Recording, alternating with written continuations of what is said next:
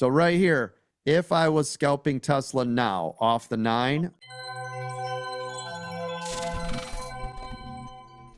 right here, it is finding support on this 9 at 248.62. 2,400 bucks on that, coach. Nice job. So right here, if I was scalping Tesla now off the 9, my stop would be right here at 248 to see if this will push back off this 9. But I'd be leery and I would give this just a little bit of buffer right here, okay? But this is where, if I was scalping this is where I'd be scalping it long with a tight stop. And then as it moved up, move my stop up to protect. Now, right there, boom. Now you're in a free trade. I'd move my stop up. Stop would be at 248.90. Look at that. And now everybody would be in the money right now.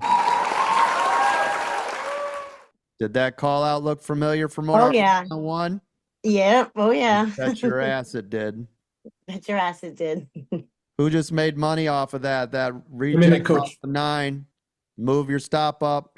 Love this part of the trade. I love this. Yep. Love it. Nice job, everybody. Coach, looking at the